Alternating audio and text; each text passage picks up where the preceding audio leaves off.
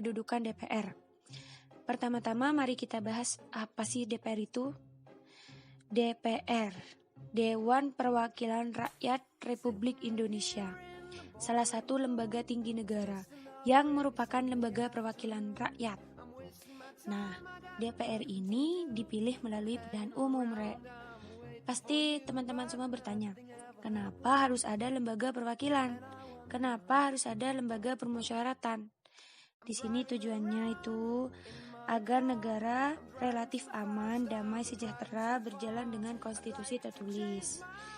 Juga adanya penghubung antara masyarakat dengan pemerintah.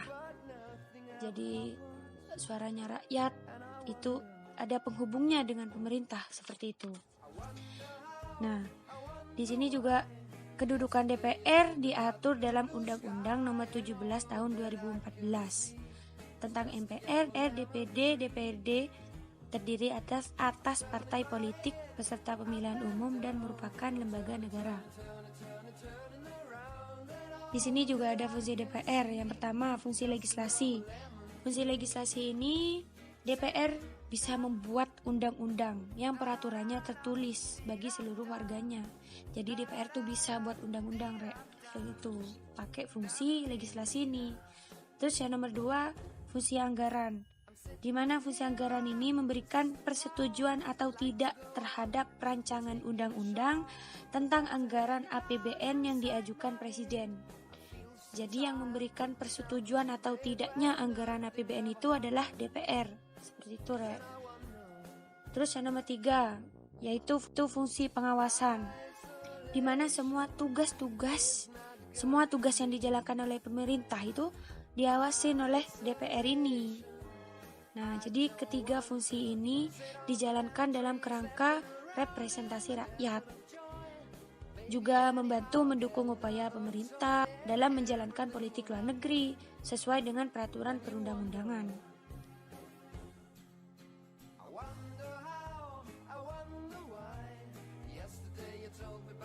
Terkait dengan fungsi legislasi, DPR memiliki tugas dan wewenang menyusun program legislasi nasional, menyusun dan membahas rancangan undang-undang, menerima RUU yang diajukan oleh DPD terkait otonomi daerah, hubungan pusat dan daerah, pembentukan, pemekaran dan penggabungan daerah, pengelolaan SDA dan SDE lainnya, serta perimbangan keuangan pusat dan daerah. Membahas RUU yang diusulkan oleh Presiden ataupun DPD, menetapkan UU bersama dengan Presiden, menyetujui atau tidak menyetujui peraturan pemerintah pengganti UU yang diajukan Presiden untuk ditetapkan menjadi UU.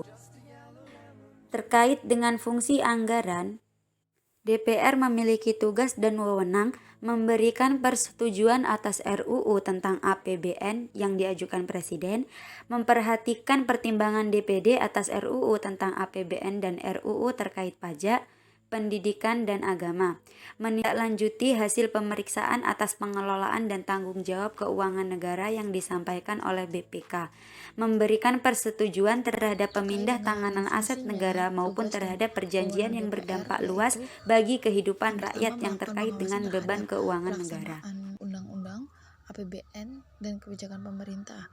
Yang kedua, membahas dan menindaklanjuti hasil-hasil dari pengawasan yang dilaporkan oleh DPD terkait mengenai tentang otonomi daerah, undang-undang pembentukan, undang-undang tentang pemekaraan dan penggabungan daerah, pengelolaan SDA dan SDE, pelaksanaan pajak, pendidikan dan agama.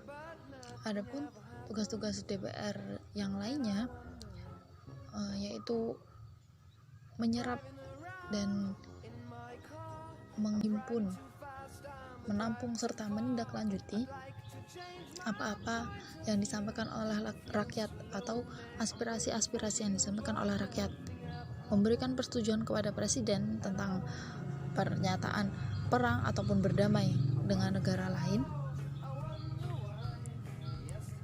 serta mengangkat dan memberhentikan anggota-anggota Komisi Yudisial, memberikan pertimbangan-pertimbangan kepada Presiden mengenai pemberian amnesti ataupun abolisi. Yang dinamakan amnesti yaitu penghapusan hukuman terhadap terdakwa, perorangan maupun kelompok mengenai atau yang melakukan tindak pidana tertentu. Abolisi sendiri yaitu pemberhentian hukum terhadap orang-orang yang sedang melaksanakan perkara bagi mereka yang melakukan tindak pidana.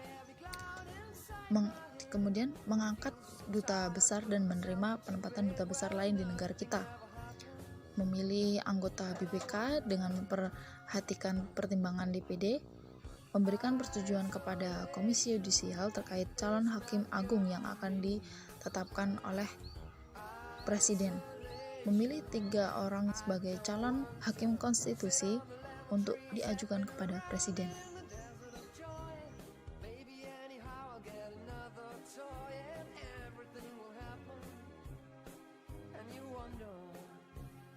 Dalam pelaksanaannya sebagai badan legislasi tertinggi negara, DPR membutuhkan alat kelengkapan. Adapun yang dimaksud dengan alat kelengkapan yaitu perangkat yang ikut andil dalam kegiatan DPR. Alat kelengkapan DPR terdiri atas yaitu pimpinan. Pimpinan DPR terdiri atas 1 orang ketua dan 4 orang wakil ketua yang berasal dari partai politik berdasarkan urutan perolehan kursi terbanyak di DPR. Selanjutnya badan musyawarah, komisi, badan legislasi, badan anggaran, badan akuntabilitas keuangan negara, badan kehormatan, badan kerjasama antar parlemen, badan urusan rumah tangga, panitia khusus dan alat kelengkapan lain. Yang pertama, rapat paripurna. Rapat paripurna adalah rapat anggota yang dipimpin oleh pimpinan DPR dan merupakan forum tertinggi dalam melaksanakan tugas dan wewenang DPR. Yang kedua, rapat paripurna luar biasa. Rapat paripurna luar biasa adalah rapat paripurna yang diadakan dalam masa reses apabila diusulkan oleh Presiden, pimpinan alat kelengkapan DPR, pimpinan fraksi.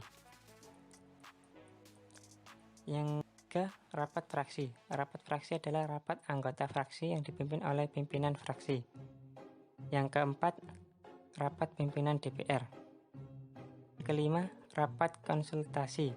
Rapat konsultasi adalah rapat anggota pimpinan DPR dengan pimpinan fraksi dan pimpinan alat kelengkapan DPR yang dipimpin oleh pimpinan DPR. Yang kelima, rapat badan musyawarah. Rapat badan musyawarah adalah rapat anggota badan musyawarah yang dipimpin oleh pimpinan badan musyawarah. Yang keenam, rapat komisi. Yang ketujuh, rapat gabungan komisi. Yang kedelapan, rapat badan legislasi. Yang kesembilan, rapat badan anggaran. Yang kesepuluh, rapat BURT. Yang dimaksud BURT adalah badan usaha rumah tangga.